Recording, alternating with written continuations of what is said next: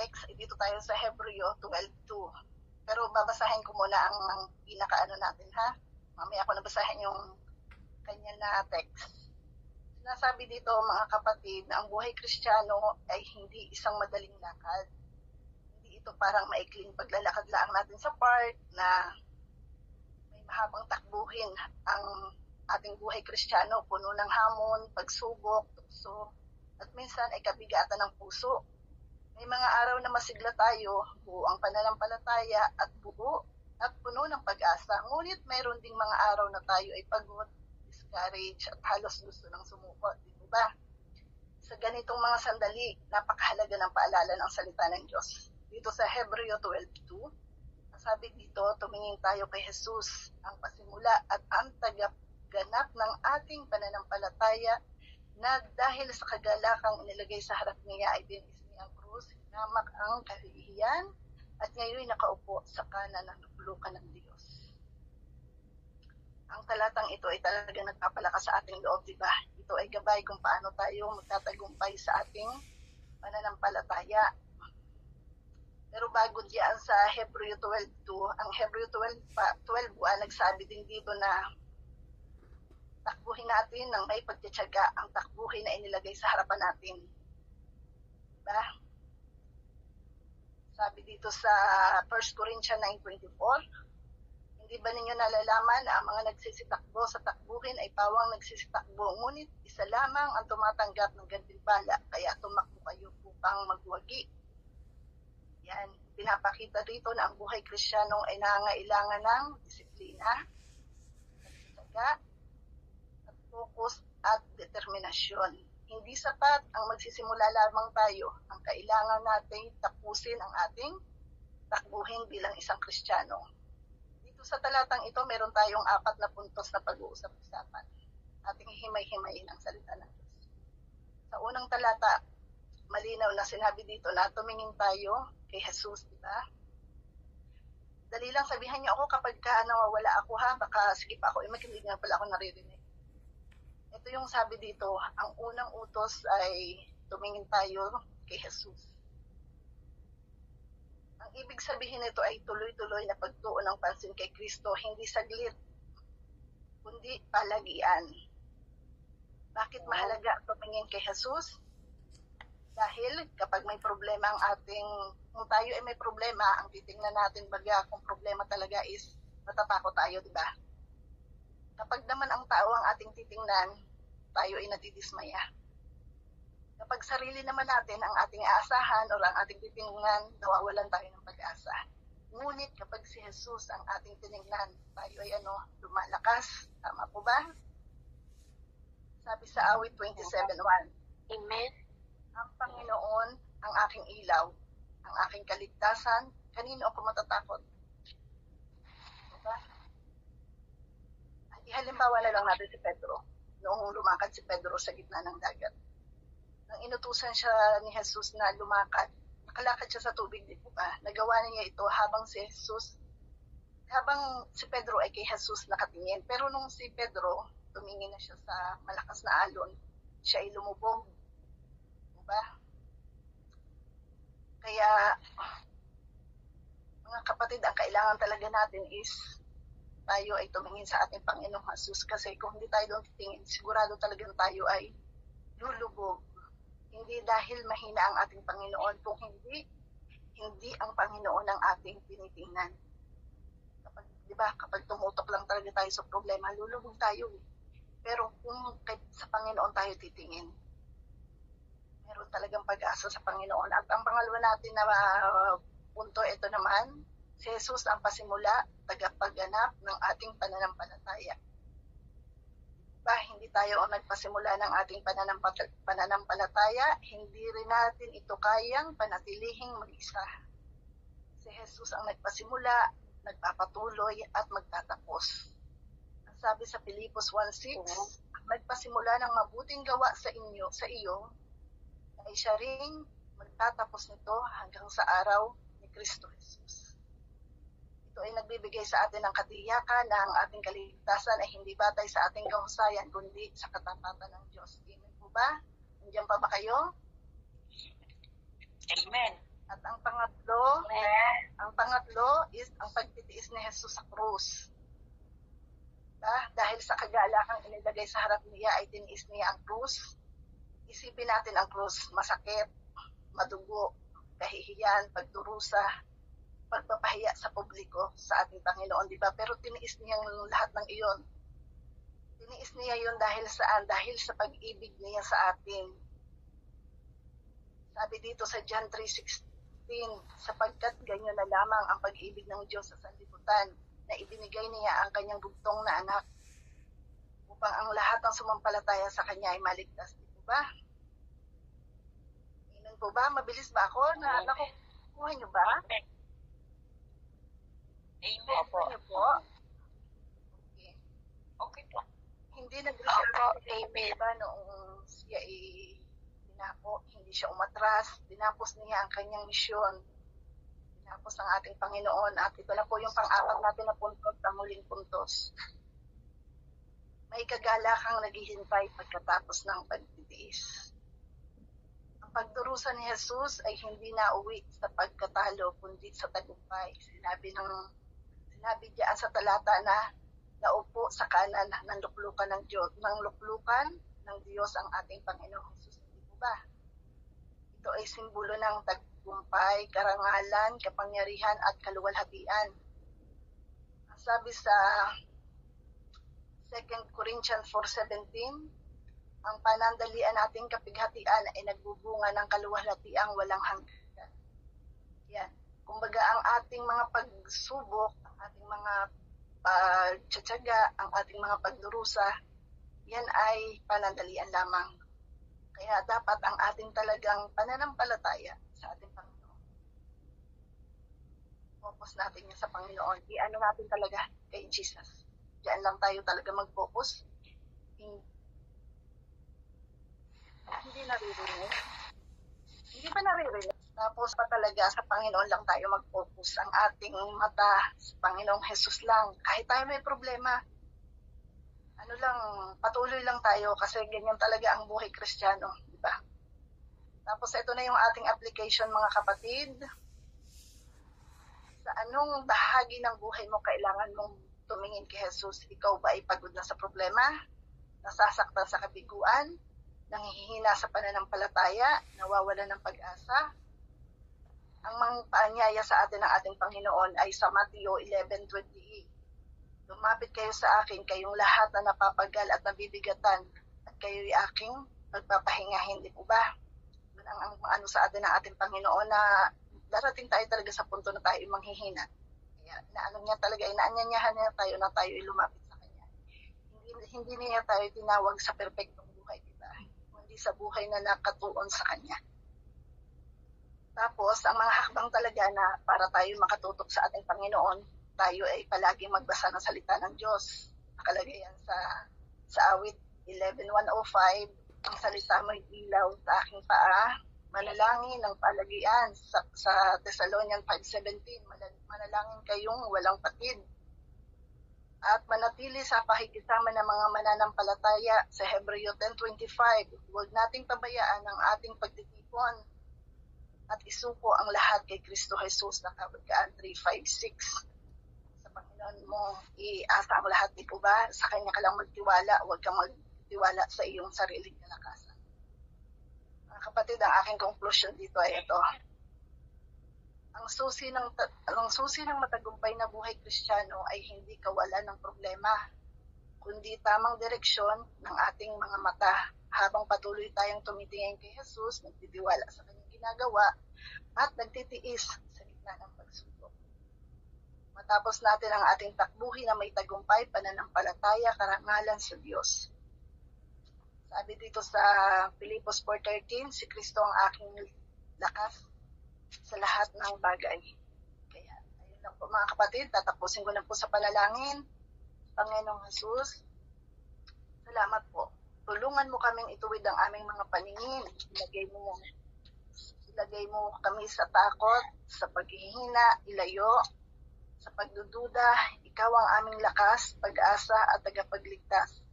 Patatagin mo po, Panginoon, ang aming pananampalataya at dira sa imo, O Lord God. Samahan mo po kami, Panginoon, hanggang sa upas, O Lord Jesus. Lord, sa iyo lamang po kami hanggang sa, O Lord God. ba, Panginoon? Turuan mo po kami palagi, Panginoon. Nasa iyo kami mag-focus, O Lord God, Panginoon. Hallelujah, hallelujah.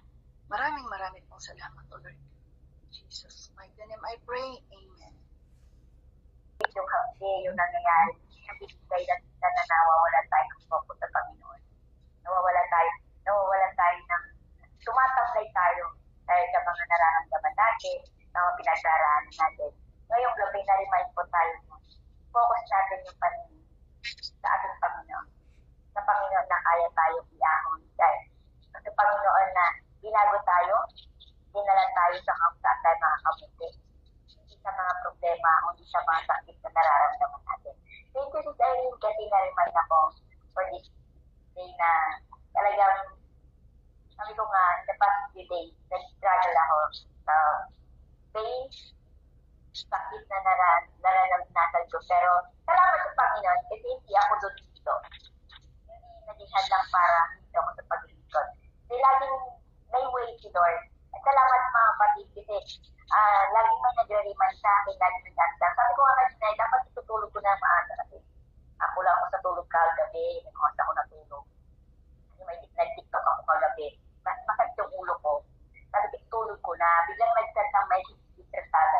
Ay, pala ako. Ay, wala palang dahilan para maliliban sa gawa. So, dinadala talaga. May ginagamit talaga si Lord para sa akin, para hindi ako maliliban o kaya mawala sa mga ganitong gawa. Ito yung nagpapalakas. Nagbibigay ng lakas sa akin para magpatuloy. At isang reminder to ngayon sa Simon Say na mag-focus lang ako sa Panginoon. Dahil sa mga pain, dahil sa mga ano man yung naranasan ko this past week, trials yun para tignan ko, sabi na hindi lahat. Sabi na, pulutin mo yung mabuti, tapos mo yung masama. At hindi lahat ng tao na nakakasalamuha, makakabuti sa'yo. So, isa rin yung lesson sa akin ngayong na tinuro ni Lord sa akin. Buksan ko yung aking mata.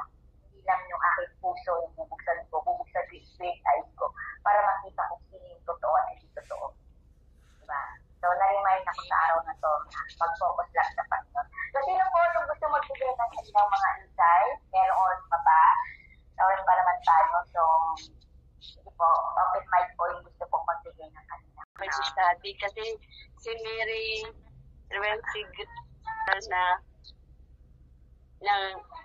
mag-focus lang tayo sa Panginoon. Kaya sinasabi na fix our eyes to Jesus, not on things above. Hindi tayo mag-ano sa mga sanlibutan, kundi sa Panginoon lang dahil He is our God na mabuti sa atin. Tapos, yung verse na sinabi yan na, yan ang ano ko ang life verse ko, yung favorite verse na Matthew 11:28.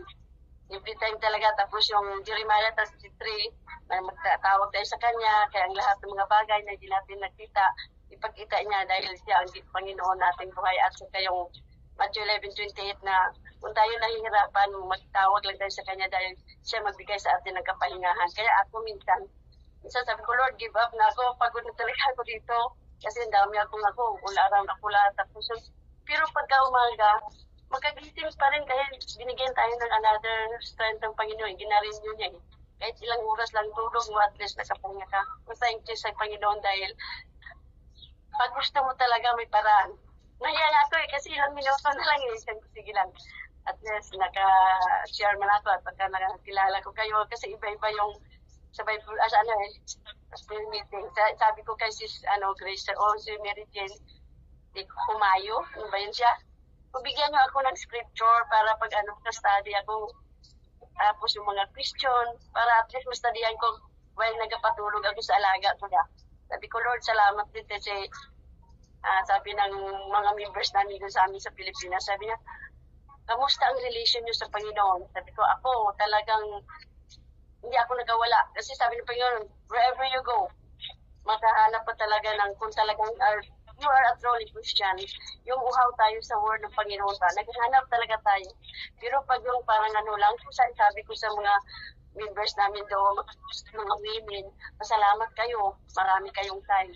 Pero dito sa abroad, never. Pero God gave away na makaano din ako sa'yo. Pero kaya nga, mabuti talaga. Kahit sabi ng tatay ko, hindi kasi niya, kahit saan kayo pupunta, hindi kayo mawala sa Panginoon dahil ang Panginoon lang ang ating sandigan. Kaya lagi. Yung isa nandun, tulog na. Okay na. Thank you din sa mga prayers ang mga kasamahan ko doon sa prayer, sa mga kasamahan nyo rin, na walang imposible talaga sa Panginoon basta we're faithful to serve Him and to continue to serve Him dahil ang Panginoon hindi talaga magpabaya. Tested and proven ko talaga yan kasi marami akong na-experience, mga trials, problem that comes in our life, still happy pa rin kahit magpasalamat sa Panginoon. Yan lang. Sa Panginoon, ano? Kasi imagine, napaka-swerte natin, napaka-palad natin mga kapatid, kasi kahit nandito tayo sa office, di ba? May, gumawa lang para ng Panginoon para magkaroon tayo ng gawain na ganito na online, na nagpapalakas tayo spiritual. Salamat sa pribilehiyo na nakasama tayo dito, nakasaan sila na natin ng SLCC family, ang SLCC religion, na kalakasan spiritual sa atin, napapakain spiritual natin. Kasi ako din 16 years, so imagine 16 years, ngayon lang ulit. Ngayon lang, kumbaga, isang taon pa lang ako dito sa SLCC. Imagine, yung 15 years na sayang na wala. Ngayon ko lang i-enjoy, hinaramdam yung presensya ng Panginoon. Talagang meron ako ngayong SLCC family na nakakasama na nagpupul sa Panginoon. So, puri ng Diyos at puri na lagi may words doon. Basta hanapin natin lumapit lang tayo sa narinig at kumakatok sa tawag dito sa tao. Hindi na pa bawal ang mga ganito, pero pinag-pray ko talaga yan, hindi naman sila mag-ano sa akin kasi mag-pray ako sa kwarto ko, pagtawagin ako, babalik sila kaagad. After nila malaman na tapos, babalik sila. Yun lang, ang nano ko, mabait sila, pero ang trabaho lang talaga. Pagod na pagod ako. Isa ko, kasakit ako dahil sa mga trabaho ko, pero still God nag-sustain sa akin ba. Sabi ko, Lord, magkatapos na yung anak ko, iba naman yung trabaho ko. Gusto kasi as long as kaya ko pa, gusto ko magtrabaho. Iba talaga yung may sarili kang pera pag sa mag-asa ko sa mga anak ko ba. Kaya, salamat lang Panginoon ko, Lord, ayoko na sa ganitong Church ka dyan, sis. Church ka dyan. Binigyan ako ng day off. Supposed to be, ayaw nila talaga ibigay. Diyan ko to, nandyan ba yan sa kontrata? Supposed to be once a week. Pero once a month, at least, nakalabas ko, na-refresh yung mind ko. Kasi pag dito lang ako, pagod na pagod ako palagi. Sige, Lord, andyan ka pa rin nag-strength sa akin. Once a month lang talaga. makakapagsilbi ng Panginoon. Kailangan sa bawat isa. Wala pong Kristiyanong pag-o na mag-isa. Kailangan po natin ang bawat panalangin ng bawat isa. Kailangan natin ang bawat isa na magpapalaki ng bawat isa. So, prayer is the key. Yan talaga, powerful.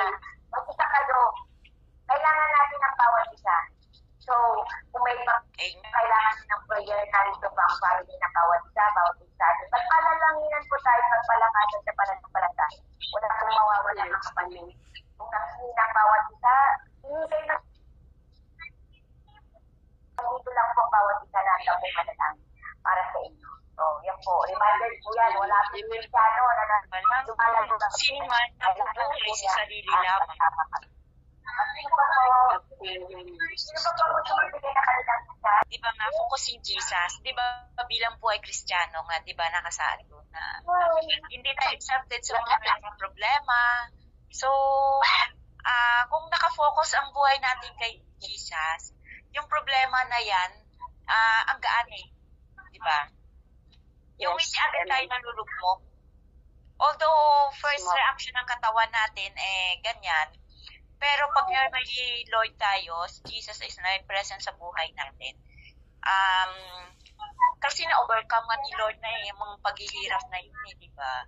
So, victory na yun sa atin. Di ba? Yes. Sa atin na yung victory. So, very important talaga. Pag may, ang presensya, yung si Lord na ngunguna lagi sa puso natin. Di ba? Lagi natin isik siya. Isik natin talaga siya. At this thing shall be added to us. Di ba?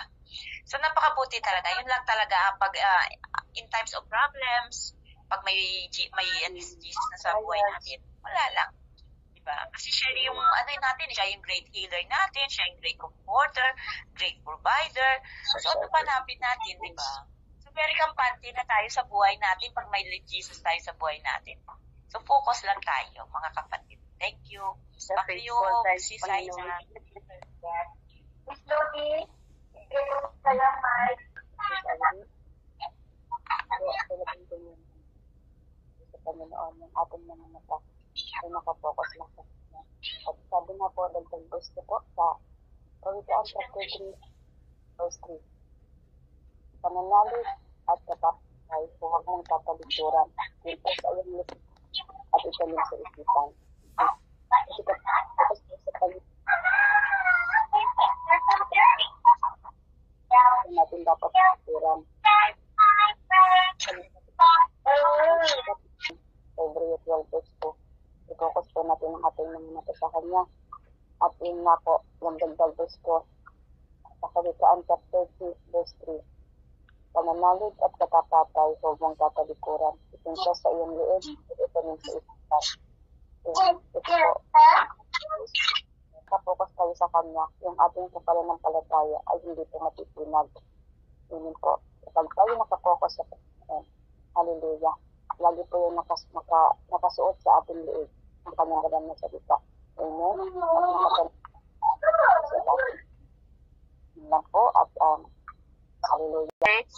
Ngunit higit sa lahat na pagsikapan ninyo na kayo'y pagharian ng Diyos, na mamuhay ng ayon sa kanyang kalooban at ibibigay niya sa inyo ang lahat ng iyong pangangailangan.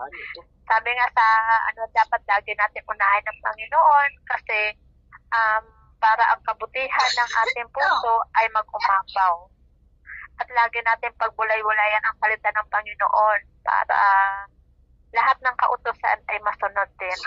Kaya dapat lagi mga kapatid, huwag tayong sumuko kasi nandyan lagi si Lord sa atin. Minsan, di natin siya pinipili pero mas pinipili pa rin tayo na makasama tayo. Kaya praise God, andyan ang Panginoon na laging nakagabay sa atin at laging kapag tayo nanghihina, di ba, lagi natin tayo yung kapag tayo nanghihina, nandyan lagi siya na kinakalabot tayo. Anak, huwag kang manghina, nandito ako. Tatay natin siya, kaya pagtiwala natin lahat ng ating mga alalahanin. Tatay natin, hindi tayo pababayaan. Siya yung nag-create sa atin. Kaya, kung ano man yung mga struggle na yan, bulog natin lahat kay Lord. Kasi, ang kabigatan na yan ay hindi natin kakayanin, kundi kung wala ang Panginoon. Kaya, mga kapatid, sabi nga, seek first the kingdom of God. Amen po. Salamat po, Miss Aina. Salamat, Sis Janet. Hallelujah. Puri ng Panginoon sa buwan mo. Sino pa po yung may insight? Huwag po kayong mahiya. May oras pa tayo. Sa Hebrew 12 verse 2, verses natin kanina, na sabi niya dito na ituon natin ang mata natin kay Jesus kasi si Jesus Christ, ang sabi niya dito, si Jesus Christ hindi siya sumuko doon sa cross niya ay pagpahirap sa cross na kahit ano yung ginawa ng mga tao sa kanya ay hindi niya inisip yung paghihirap niya, kundi yung iniisip niya yung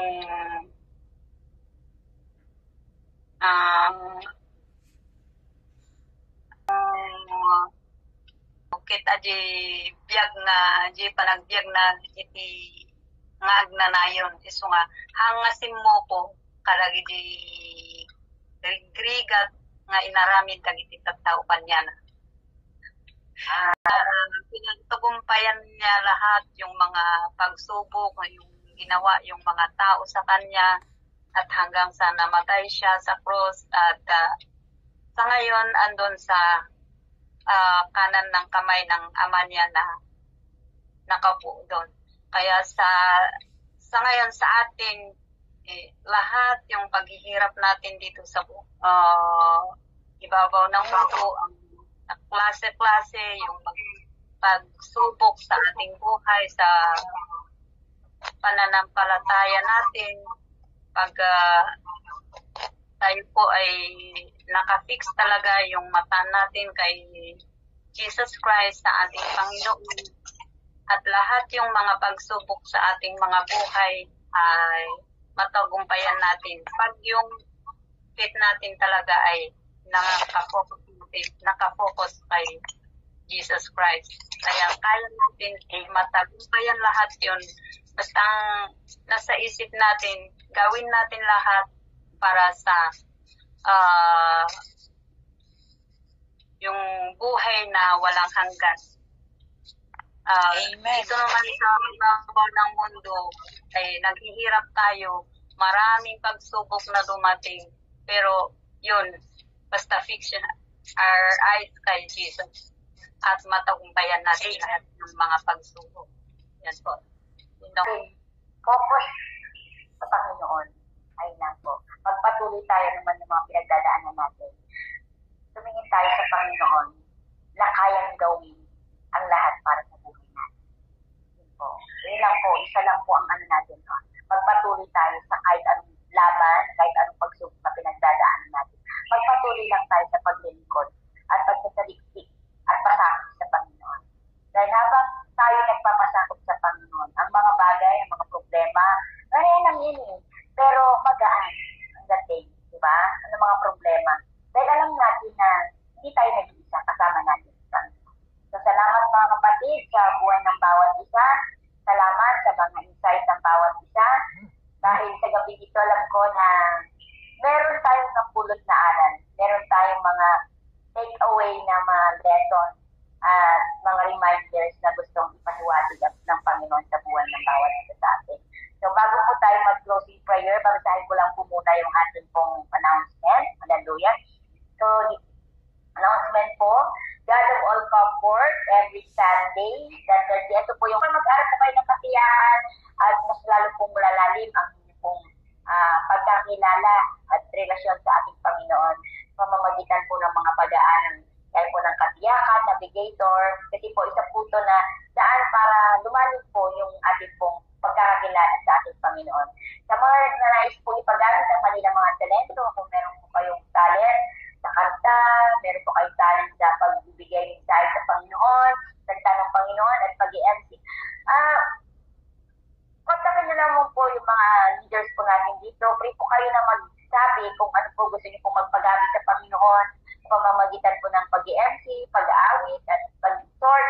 Kontakin nyo po yung mga leaders natin dito. At soon will be open Virtual Philippines every Saturday, Philippine time, 9 p.m., Kuwait time, 4 p.m. via Google Meeting po. Invite po natin yung family. Abangan po natin ito na pagbubukas ng ating Virtual Philippines po para maka-join din po yung mga family natin sa Pilipinas at mga kaibigan. TikTok Live, yung mga lisip pa po ng mga umag-daling araw. TikTok Live, 12 a.m. to 2 a.m. Middle East time, Monday to Saturday po. Join po kayo kasi marami po, bless po yung mga ginagamit ni Lord dun sa gawain na to na talaga marami din po kayo mapupulot sa mga salita ng Panginoon at yung mga lesson na mga pinagdadaanan ng bawat kapatiran po na nag-guest dito sa TikTok. Nakaka-encourage po sa bawat isa upang magpatuloy din po tayo. So pag may time po kayo dyan po sa TikTok, that is our birthday, morning Tivo online, 6:30 a.m. to 8 ng Wi-Fi, Arnida. Grabe na yung impact sa akin talaga. Alam niyo mga kapatid, di ba? Hindi tayo exclusive, hindi tayo exempted pala ng mga Kristiyano na dumadaan sa pagsubok, di ba? Mas tayo nga yung sinusubok talaga kung hanggang saan ba talaga yung pananampalataya, yung pagpapahalo natin sa Panginoon. As in talaga, sabi ko nga, kung siguro yung ugali ko pa noon na masyadong sensitive, marupok, mga ganyan siguro wala na ako ngayon dito. Hindi na ako mag-iigal na mag-i-inside at kahit wag na akong mag-load siguro, hindi na ako makikisali. Pero andun yung pagmamahal mo kasi sa ginagawa mo. Andun yung pagmamahal mo sa Panginoon. At the same time, pag pinamahal mo ang Panginoon, minamahal mo na rin yung mga kapatiran mo, yung mga kapwa mo, di ba? So, narinig ko na sinabi ni Sis kanina, ni Sis Ami. Kaya talaga sabi ko, Lord, sige, natulungan mo ako. Nagtumawag pa talaga ako sa customer service para mabilis yung pag-ano niya sa akin kasi kailangan palang i-cancel. hindi pa pala expire yung parang data, ang expired lang yung internet. So yun po, tumingin lang po talaga tayo kay Jesus. Kasi kung hindi ka talaga sa kanya nakatuon, sabi ko nga sa'yo, matitisod ka talaga. Kasi ang daming pwedeng gamitin ng kaaway, hindi lang yung mga ka-work natin, hindi lang yung mga amo natin, kahit mismo yung mga kapatiran natin, di ba? Hindi ibig sabihin na kapatiran, same na kayo ng faith. Iba-iba tayo ng level ng pananampalataya, iba-iba tayo ng pag-unawa, pag-accept ng ugali ng isang tao. Mayroon doon yung nadidismaya ka. Pero ang pinakamaganda doon, ang Panginoon ang magbibigay sa iyo ng self-control, ng wisdom at knowledge kung paano mo i-handle yun. Ikaw mismo sa sarili mo kailangan magbago, hindi yung tao. Baka yung tao ganun na talaga ugali niya. Ikaw na, unahin mo yung sarili mo. Hindi yung dakdak ka ng dakdak na napupuna ka ng pupuna. Pero ikaw na pala, kailangan, yun ang napansin ko, yun ang natutunan ko talaga na kailangan unahin natin ang sarili natin para pag nakita na nila na may pagbabago sa atin, mai-enlight na rin sila na si Sister Jack nagbago na siya, si Sister Jack dati ang matampuhin niyan, ganyan. Pero kung ikaw ang gusto mo lang payapa, masaya, tahimik na buhay, hahanapin mo yun at mahahanap natin yun kung ang Panginoon mismo ang kumikilos sa buhay mo. Pero kung hindi siya, kung ang tinitignan mo lang yung pagpupuna mo lang sa kapwa mo, wala. Kasi ako, ganun din ako noon Puna rin ako ng puna, marami rin ako napapansin. Pero nung inano ko talaga, pinocus ko talaga, talagang focus ka lang talaga. Kasi kung hindi ka magpo-focus sa kanya, damay-damay pati pamilya mo. Wala, hindi mo mabibless sila. Kaya dapat may makikita talagang pagbabago. So yun po, napagtiisan lahat ng Diyos, di ba? Lahat ng pasakit sa buhay, napag-itisa. Yung mga tinitiis natin ngayon, wala pa yan. Pati yung mga kaibigan natin, di ba? Minsan binabatraya tayo, hindi natin alam anong mga pinag-usapan nila sa likod-likod natin. Ang Panginoon nga, di ba? Si Jesus, mas grabe pa sa kanya. Hindi pa natin naranasan yung natinikan yung ulo natin, nasampal-sampal o nasuntok-suntok, nasadyakan. Kaya yun lang, patawarin na natin sila, palagpasin na natin sila, basta i-focus natin yung sarili natin talaga sa Panginoon. Kung hindi nila ay kayang i-accept o kayang tanggapin yung kung ano yung kahinaan din natin, sorry. Basta importante, tinanggap mo sa sarili mo na may pagkakamali ka rin, nanghingi ka rin ng tawad doon sa tao na yun, ginawa mo rin yung best mo para maging okay kayo, pero sila yung, hindi pa sila okay. Darating din yung time na marirealize din nila na din sila na kailangan din intindihan ka nila, hindi lang ikaw yung umiintindi. So yun po, thank you talaga. It's talagang blessing. Alam mo, ang hirap talaga yung nakiki-wifi ka lang. Talaga ang lamig sa sahig. Grabe, nanginginig talaga ako. Nilagyan ko na lang ng sapin yung pinag-uupuan ko. Alam nila, Sis Minda yan, nung pa ako, Friday pa ako talagang nawawalan ng internet. So, ayan, yan po talaga. Thank you, Sister na. Talagang nakahabol ako. Kasi nanginginig na ako. Gusto ko talaga nung narinig ko, sabi niya na closing prayer, Sister na, sandali. Kaya, glory to God, napagtagumpayan ko. Talagang maraming salamat sa Panginoon. May love na ako. Thank you, mga kapatid. Back to you, Sister na. Thank you sa opportunity. God bless. Yes, po.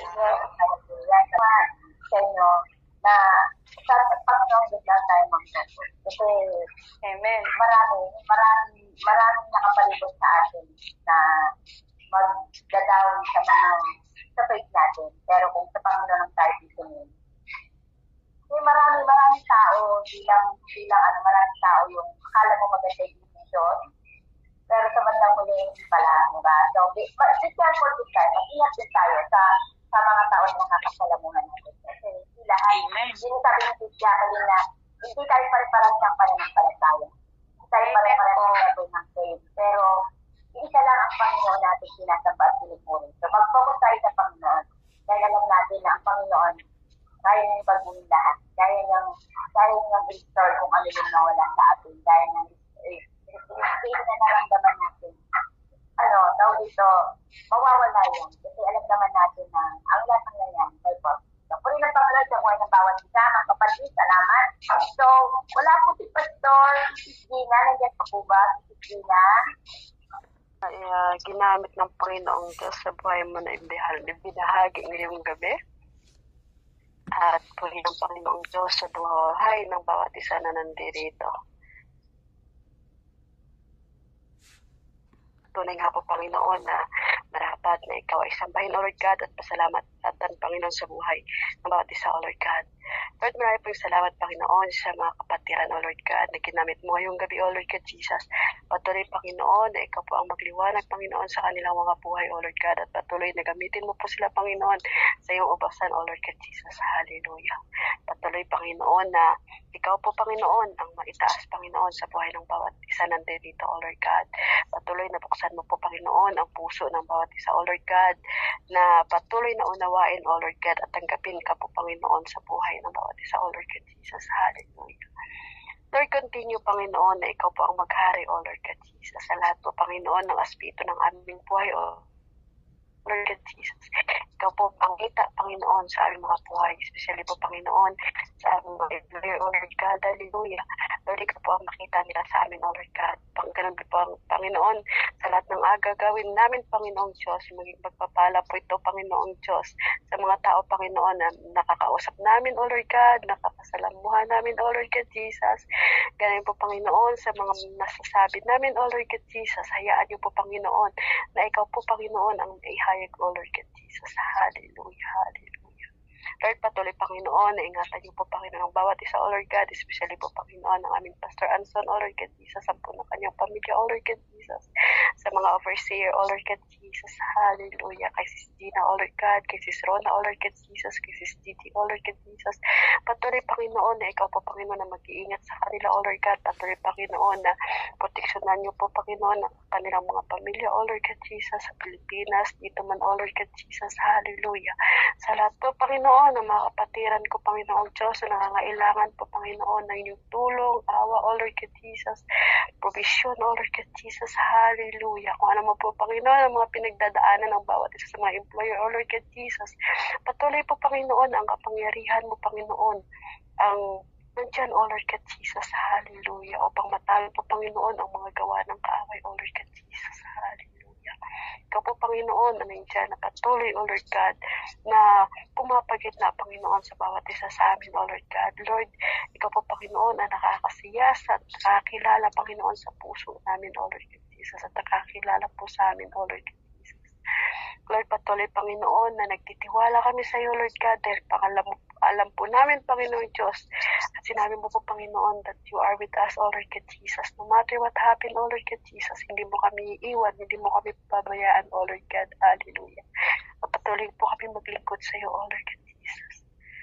Ito po ang mga itaas, O Lord God, sa pansamantala po namin paghihiwalay, O Lord God, sa pagtulong po namin, Panginoon. Isend niyo po, Panginoon, ng 1,000 of angels, O Lord God Jesus, to guard us, O Lord God Jesus. Hallelujah.